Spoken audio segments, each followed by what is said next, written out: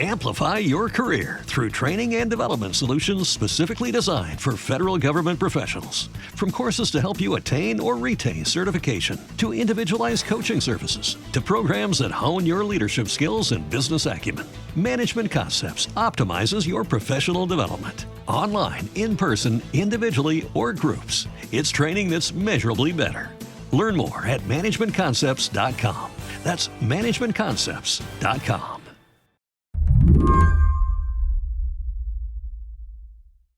Okay. Oh, that guy's probably coming around on us. I hear something, maybe 5. Oh, that was me. I ran to 3 just to cover him off, make sure. Like he was back. What you're listening to is a little bit of Call of Duty. In this case, Call of Duty Modern Warfare 2 from last year. I'm pushing. Another one. One's like flanking. Yeah, that was the quickest double kill of my life. Some guy behind the bookcase. Is somebody get him? Oh, he's still back there.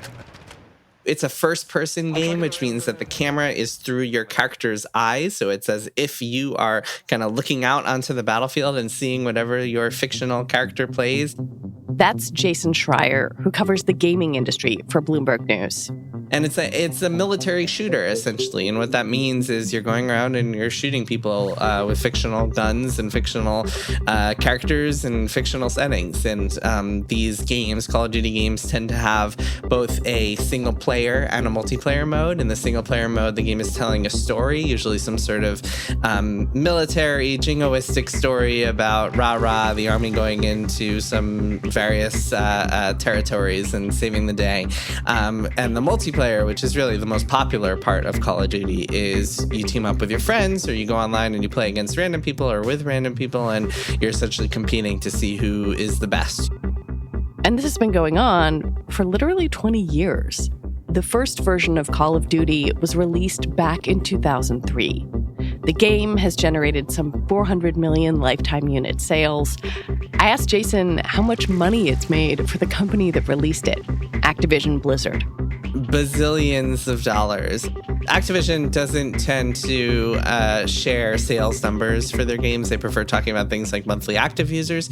But we could certainly look at their annual revenues, because they do have to share that as a publicly traded company. And they've just watched those numbers go up and up and up. I believe it has hit almost $3 billion in revenue a year, just the Activision portion of the kind of the larger Activision Blizzard umbrella. And that is pretty much just Call of Duty. It's been a rocky road to get here. Microsoft, which makes the Xbox, faced opposition from the U.S. Federal Trade Commission and UK regulators, who worried that the merger would suppress competition. What if Microsoft made some of Activision's popular content exclusive? But for now, Jason says, people who play Call of Duty on a Sony PlayStation don't need to worry. Microsoft has made it very clear that they have no intention of taking Call of Duty exclusive. They have no intention of taking Call of Duty off of PlayStation. I don't think it would be beneficial to them. The game makes so much money on PlayStation that they would really be shooting themselves in the foot. Still, mergers are not always smooth sailing, especially big ones. And then there are a lot of people, a lot of industry observers who look at this and say, hey, monopolies, consolidation, this has traditionally not been a great thing for a lot of industries.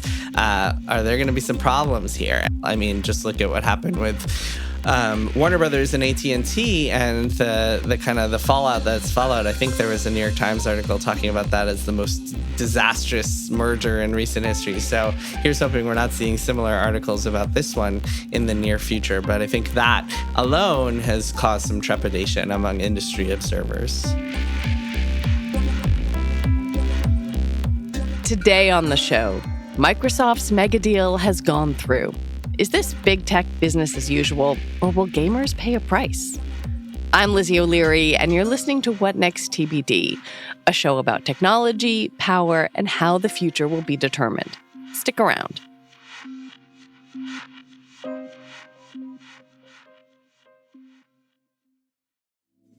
Labor strikes, climate change, your crappy office printer. What do they all have in common? Come on, it's all about money. Economics is everywhere and everything, fueling our lives even where we least expect it. If you're a fan of TBD and are curious to learn something new and exciting about economics every week, check out the Planet Money podcast from NPR. Planet Money is a different kind of world where the complex economy actually makes sense, where human stories supersede abstract theories. Listeners can learn, laugh, and be entertained. It's econ, down to earth. Planet Money answers some of life's burning questions. Will AI take our jobs? Is fancy vodka just fancy marketing? Why are Christmas trees so darn expensive? The Planet Money team lives to tell a good story in around 30 minutes. It's econ for the rest of us. Tune in to Planet Money every week for entertaining stories and insights about how money shapes our world. Stories that can't be found anywhere else. Listen now to Planet Money from NPR, wherever you get your podcasts.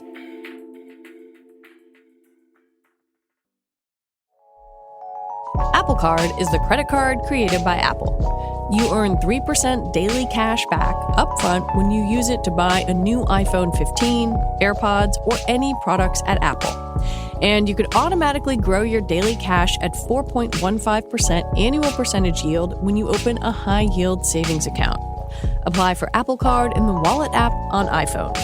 Apple Card subject to credit approval. Savings is available to Apple Card owners subject to eligibility. Savings accounts by Goldman Sachs Bank USA. Member FDIC. Terms apply. I want to back up and lay out some of the basics of the Microsoft Activision Blizzard deal. $69 billion. I think if you are not someone who follows the video game industry, or if you're not a gamer, the scope of this might not be as obvious to you. And I wonder, why was Microsoft so interested in Activision? There are a couple of, I think, compelling parts of the business. So I mentioned Activision is $2 to $3 billion in revenue, just the Activision part. The entire business is closer to $8-9 billion of revenue a year. And the entire business is three components, essentially. There's Activision. Think of that as Call of Duty. Then you have two other components. You have Blizzard, which is the very popular company behind World of Warcraft and Overwatch and Diablo, which are all very big hit franchises that themselves are all worth quite a lot of money, especially World of Warcraft, which is essentially a money printer because it has millions of people paying some $15 a month to play it. So that's just another solid part of that business. And then the third part, and people don't talk about this quite as much, but I think it's actually the most important part of this acquisition, is a company called King, which is based in Sweden. And King is the maker of Candy Crush, which even if you don't play Call of Duty or World of Warcraft, you might play some Candy Crush on your phone every once in a while. And that game is incredibly lucrative. That game has made many, many, many billions over the past decade or so since it's come out. The deal was announced back in January of 2022, but even before then, Activision Blizzard had had a tumultuous few years. In the summer of 2021, news broke that the California government was suing Activision Blizzard over sexual misconduct and discrimination, and that was the first in a series of dominoes that fell over the course of that year. Activision ousted Blizzard's president and began doing its own kind of firings and reformations. And then a big Wall Street Journal article hit later that year that basically threw some allegations that Bobby Kotick, who is the CEO of Activision Blizzard, said he was culpable, said he knew about a lot of these things before they were reported to the board, accused him of several misdeeds as well. One of the responses that I've seen, especially from people who actually work at Activision Blizzard, is that a lot of them had lost faith in their CEO. They really just did not trust Bobby Kotick to govern the company moving forward, to lead them, to kind of oversee a culture that they were happy to work in. Outside the company, there were basically two big responses to the deal proposal. One from gamers who worried about what it might mean for the games they play and the systems they play on. And one from regulators who were worried about monopoly power. I mean, you have people who are concerned about the antitrust issues here and the consolidation of the industry and what that's ultimately going to do. Is that going to be a bad thing? Xbox has been snatching up lots and lots of other companies too. Microsoft bought a company called Bethesda in 2020 that was another one of the major game publishers. So now Microsoft is like Thanos and Avengers is like collecting these Infinity Stones of game companies. Now they have two massive game publishers, and of course Xbox is on its own a massive game publisher. So you can certainly see the concerns about monopolies and antitrust violations there. Well, let's talk about the regulatory picture, because the FTC and others said, whoa, we have some concerns. And for a while, it seemed like the deal was not going to go through. Talk to me about what antitrust regulators were concerned about and how Microsoft seemed to have finessed that. A deal of this magnitude, just because of the nature of the deal and the money involved and the fact that both of these companies operate in dozens of countries, this had to be approved by pretty much every country that they do business in. And most of them just kind of rubber stamped it and said, okay, go about your business. But there were two that really stood up and took issue with the deal. One was the UK and one was the US. And so over the course in the months following the deal's announcements, over the course of the next, 18 months or so, both the US and the UK began fighting against it. And what the UK did was they have their regulatory board, and they essentially just said, no, this can't go through. And then Microsoft was able to convince them otherwise by negotiating a deal to offload the rights to a certain part of their business called cloud streaming to another company called Ubisoft, which essentially mollified the UK's concerns. On the FTC front, Lena Khan, who is the new-ish head of the FTC, started when Biden took office. She has been very much like an advocate of breaking up tech companies and enforcing antitrust laws. Yeah, we've covered her a lot.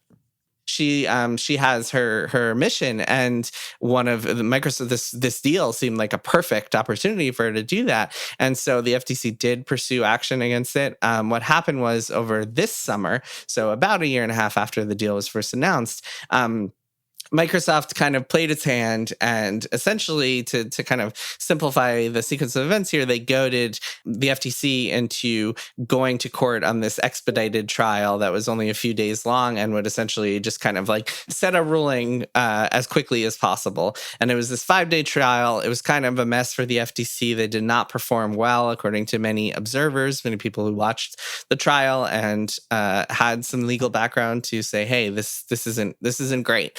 And the judge ruled in Microsoft's favor, and that allowed the deal to go through.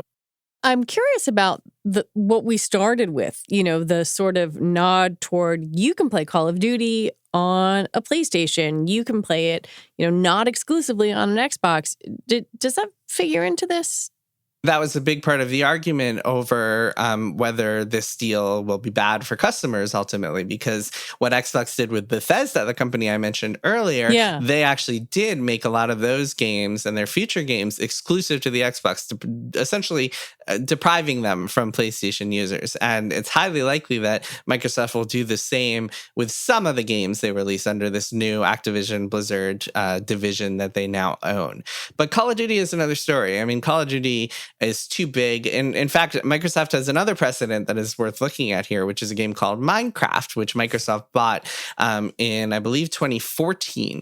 And what they've done with Minecraft is really interesting because they bought that with no intention of making it exclusive. And in fact, they released that game on every platform and keep it updated on every platform. It's on PlayStation, it's on Switch, it's on everything.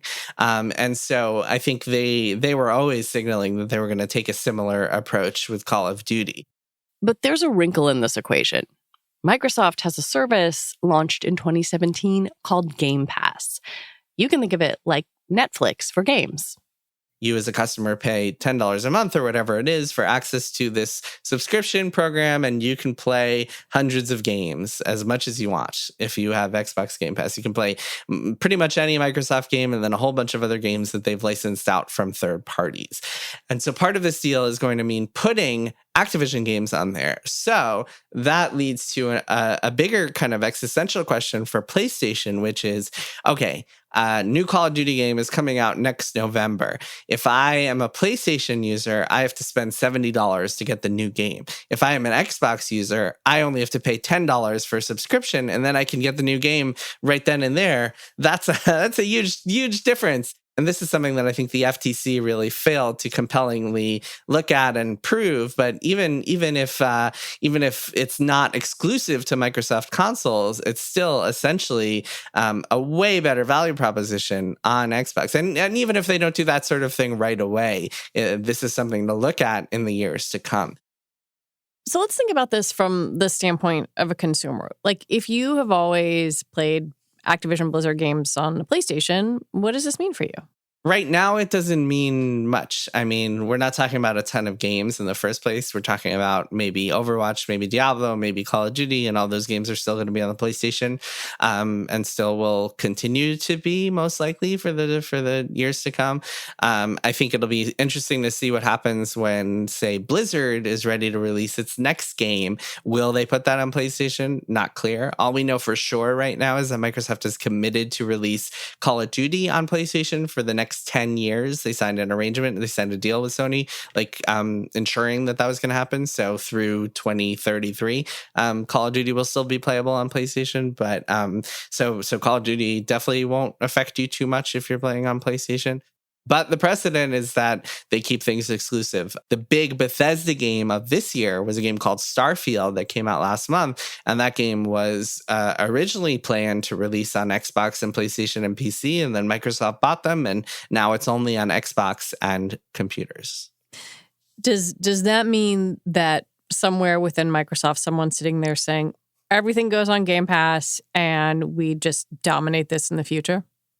Yeah, I mean, that could certainly be part of it. And it's worth noting, I mean, a game can come out on Game Pass and still come to PlayStation. It's just such a more attractive proposition on Game Pass. And so much cheaper. Right, and so much cheaper. But, I mean, right now, status quo, like even before Microsoft bought Activision, you would still just have to pay $70 for their games on PlayStation. So even if Microsoft puts the same game on Game Pass, but still releases it on PlayStation, you're just still paying the same amount you were before. Like, it doesn't really make a difference to you if you're a PlayStation user. So ultimately, I don't see it making too much of a difference, although that might change when Blizzard is ready to release its next game and Microsoft says, you know what, this is only coming to Xbox and PC. We're not releasing this one on PlayStation. When we come back, can the gaming industry move beyond the console wars?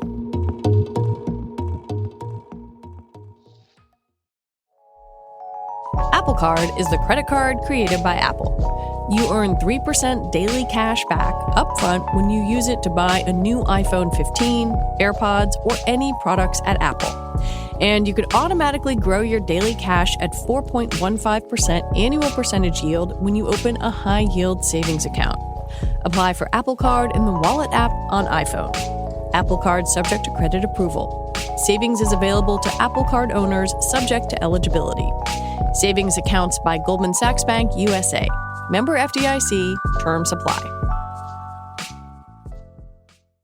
Gaming has always generated a certain kind of division. Are you on Team PlayStation or Team Xbox? In part because the companies have encouraged this. The console wars go back to the 90s. But Jason says even the big companies are now realizing that this kind of thinking is a little silly.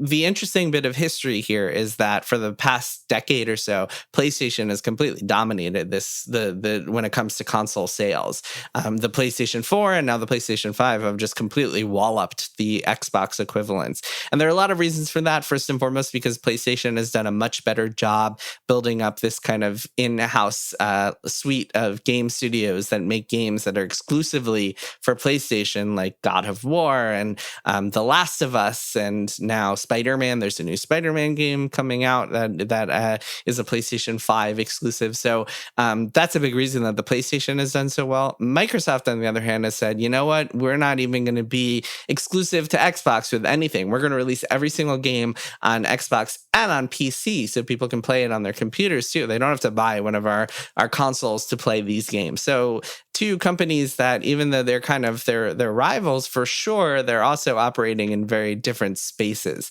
Also important to note here that when we talk about Xbox and PlayStation, we're talking about one company in Sony where PlayStation is their biggest revenue driver. It's their most important aspect of their business, even though they also make other hardware and movies and all sorts of other stuff. PlayStation is a substantial part of their business, whereas Microsoft, Xbox isn't like a huge part of their business. Right. They're Microsoft. Yeah, I mean, they're making a lot more money on Windows subscriptions and like all sorts of other stuff that Xbox isn't as big of a concern for them. Not to say that it's not important, but it's not quite as substantial a part of their business. So we're talking about two very different kind of companies with very different priorities.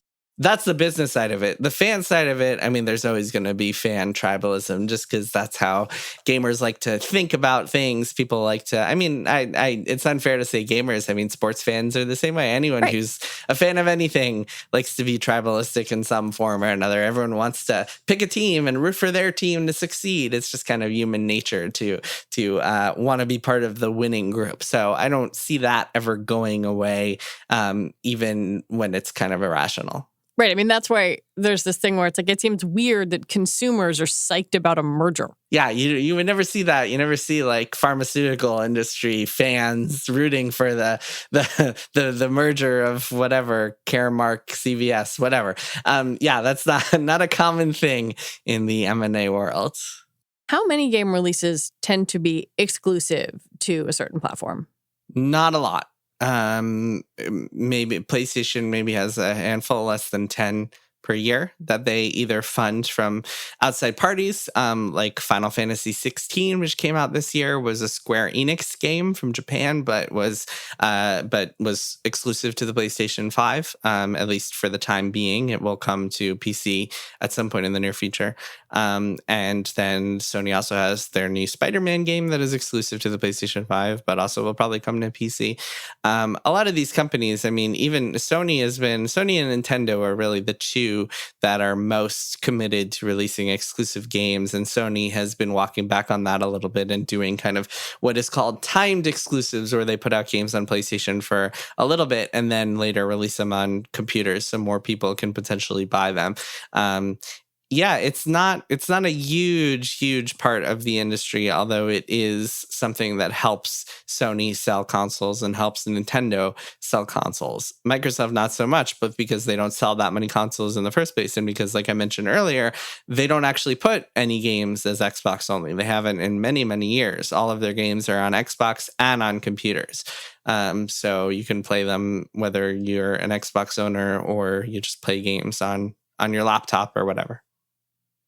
I want to kind of explore the not monopoly in a legalistic sense, but the idea that you have a few big players eating one another and what that might mean for consumers down the road. You know, if you use the analogy of, say, the streaming industry, a lot of platforms, a lot of tumult, consumers feeling like, none of this is really for me, it does make me wonder if we're seeing something similar in the gaming industry. It's interesting. I mean, there are a few different ways of looking at it. I think one key difference between the gaming industry and the streaming world and that kind of traditional entertainment model is that there's still a lot of gatekeepers in traditional entertainment in the streaming world. If I were to go out and shoot a film with my iPhone, I would not be able to get it on Netflix if I wanted to. Whereas in the video game world, it's actually pretty simple, pretty easy to come up with your own game as kind of a hobby hobbyists and get it in front, like get it on a platform, release it on Steam, for example, which is the massive PC computer store. That's not to say you'll get eyeballs. That's a very different type of challenge, is getting people to pay attention. But a lot of people out there could just download some basic game making tools and release a game on their own. And I mean, if you win the lottery ticket, you might also like reach a massive audience. I mean, there's a guy named Eric Barone who I actually profiled in my first book, Blood, Sweat, and Pixels, and he spent 5 years making a game alone in his attic by himself, and it was a game called Stardew Valley, and it went on to sell millions and millions of copies. So once in a while, you win the lottery there. And I think that is an important difference, because what it means is that you're always going to have options. But yeah, I mean, as far as like job stability and the kind of other problems that a monopoly might cause, prices going up, competition going down, that sort of stuff, I mean, certainly might hurt.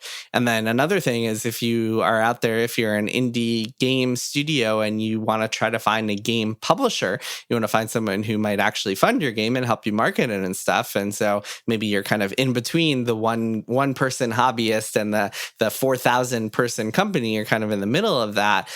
This might really hurt you, because it just gives you one fewer option of a potential game publisher that you could work with, if it's all just getting swallowed up by Xbox. Well, that's what I was going to ask you, which is like, could we be here 10 years from now saying, oh my God, and then it ruined everything? We really could be. I mean, it's kind of it's an unprecedented thing. We haven't really seen anything like this happen in the games industry, where this one company is swallowing up so many other companies. And by the way, I mentioned Bethesda, and obviously we're talking about Activision, but Xbox has also bought like a couple dozen other game studios, smaller game studios, over the past few years. One of their goals with this whole kind of endeavor has been to compete with Sony in terms of, like I mentioned earlier, Sony has this big, substantial kind of stable of game studios that makes a lot of cool stuff and is just really talented. And Xbox has been trying to compete with that by going out and buying a bunch of other game studios to add to their own fold. So yeah, I mean, it's definitely raises a lot of questions.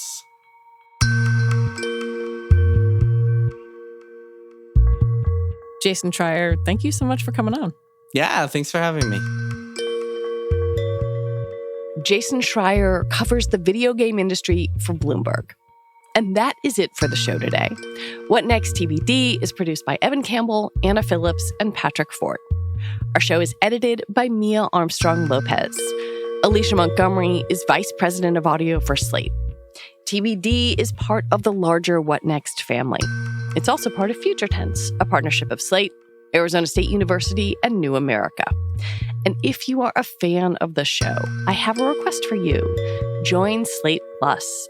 Just head on over to slate.com/whatnextplus to sign up. All right, we'll be back next week with more episodes.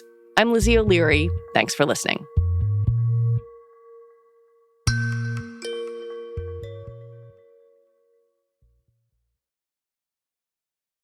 There's always something new and exciting happening in Montgomery County, Maryland.